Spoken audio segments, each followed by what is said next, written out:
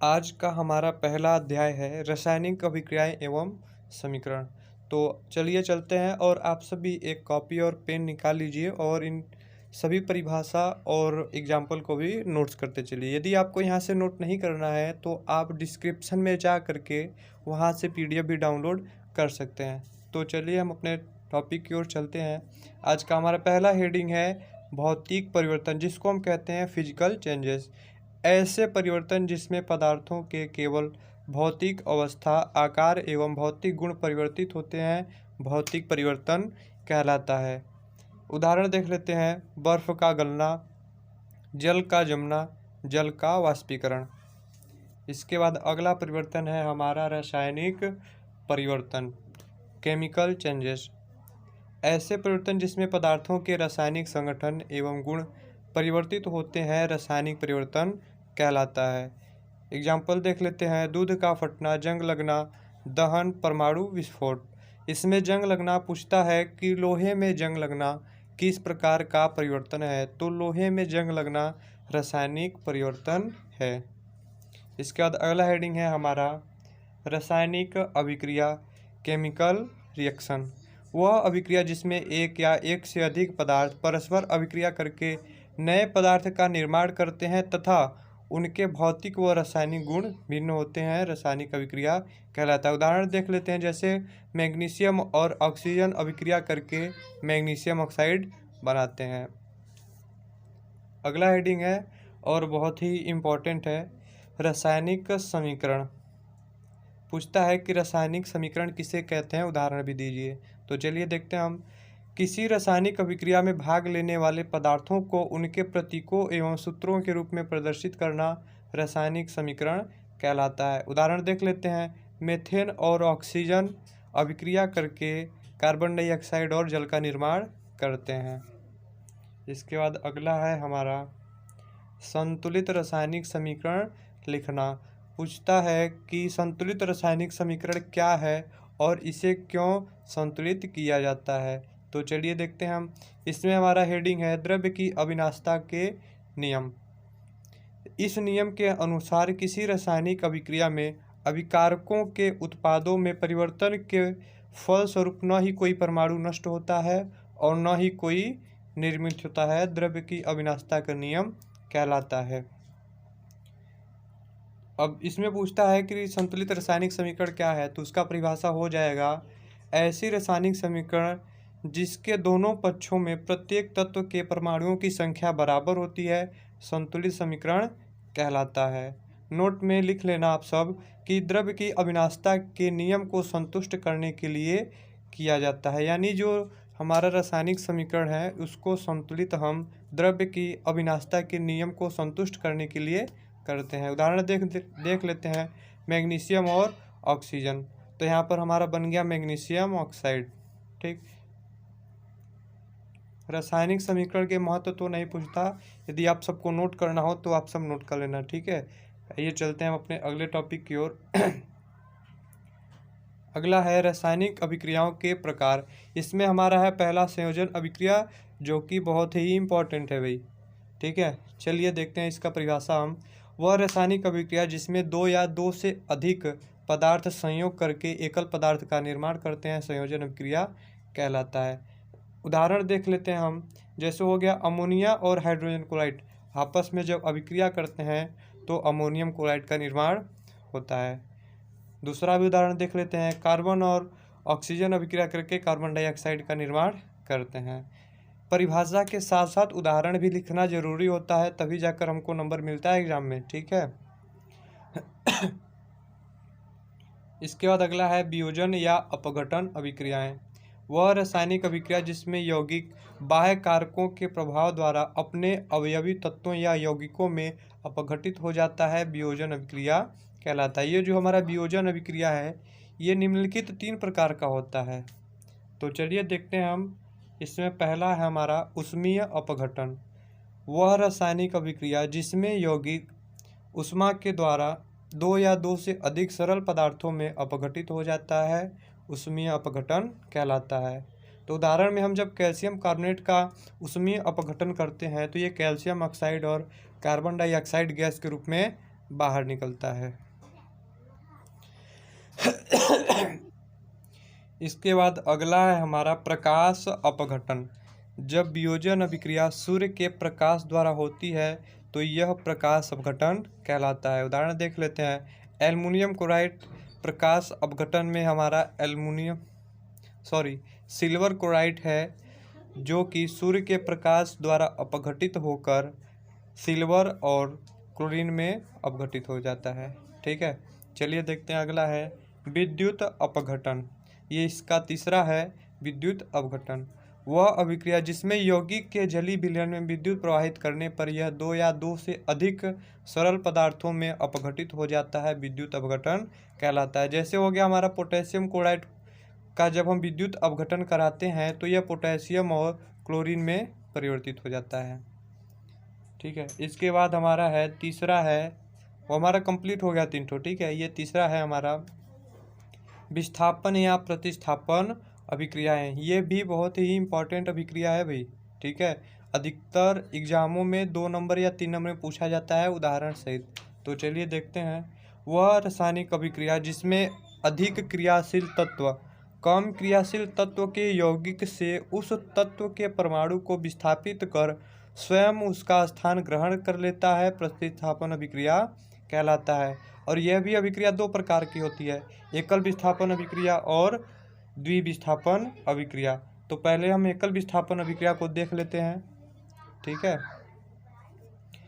तो है हमारा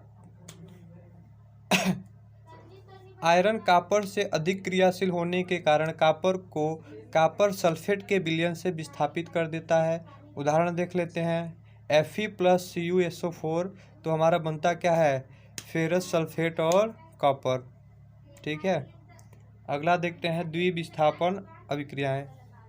वे रासायनिक अभिक्रियाएं जिनमें अभिकारक यौगिकों के आयनों के परस्पर विनिमय से नए उत्पाद बनाते हैं, उभय अपघटन या द्विविस्थापन कहलाता है। उदाहरण देख लेते हैं। सिल्वर नाइट्रेट और पोटेशियम क्लोराइड जब आपस में अभिक्रिया करते हैं तो सिल्वर क्लोराइड और पोटेशियम नाइट्रेट का निर्माण होता है। चौथा है और जो कि हमारा लास्ट है, ऊष्माक्षेपी तथा ऊष्माशोषी अभिक्रियाएं। ये इम्पॉर्टेंट भी है अभिक्रिया। तो पहला हम देखते हैं इसमें ऊष्माक्षेपी अभिक्रिया। वह अभिक्रिया जिसमें ऊष्मा मुक्त होती है ऊष्माक्षेपी अभिक्रिया कहलाती है। उदाहरण देखते हैं।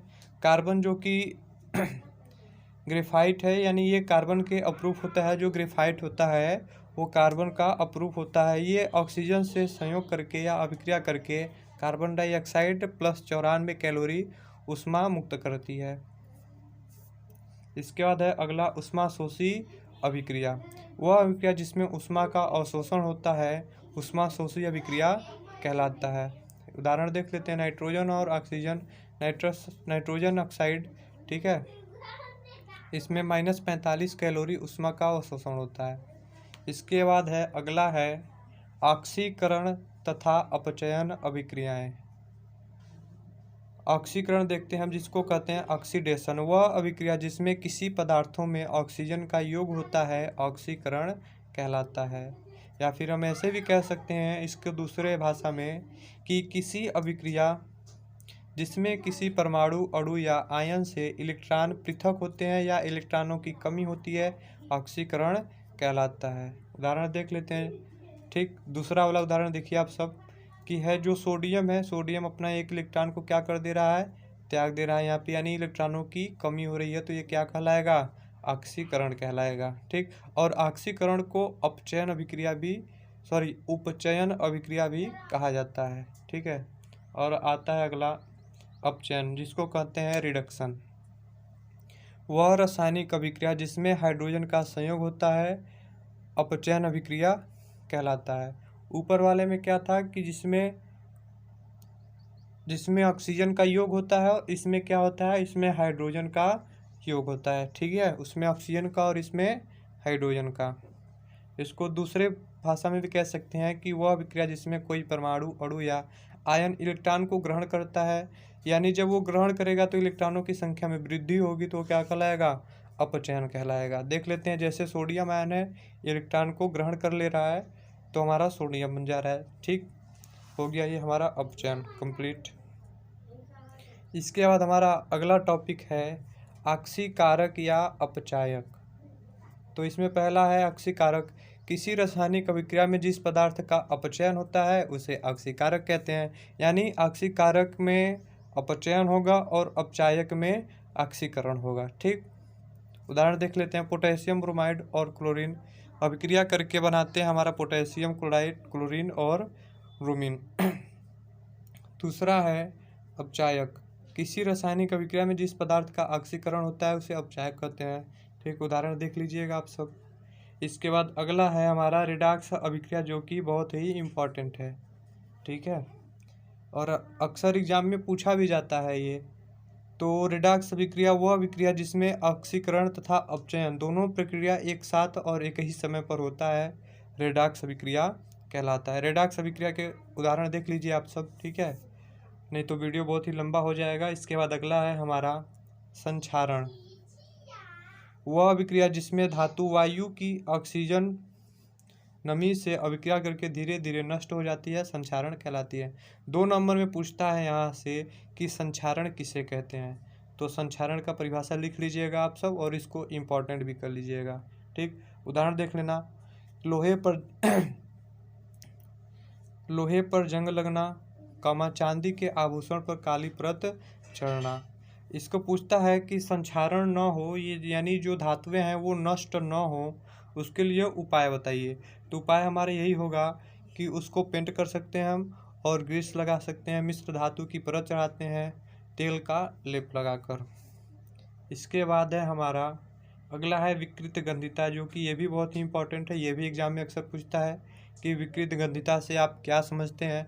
तो देखते हैं कि जब खाद्य पदार्थों में उपस्थित तेल और वसा के मंद ऑक्सीकरण से उनके स्वाद तथा गंध का बदल जाना विकृत गंधिता कहलाता है। इसको हम ऐसे कह सकते हैं, तेल और वसा युक्त खाद्य पदार्थों को जब हवा में हम क्या करते हैं, वायु में खुली छोड़ देते हैं, तो उसके स्वाद और रंग में क्या हो जाते हैं, परिवर्तन हो जाते हैं ऑक्सीकरण के कारण।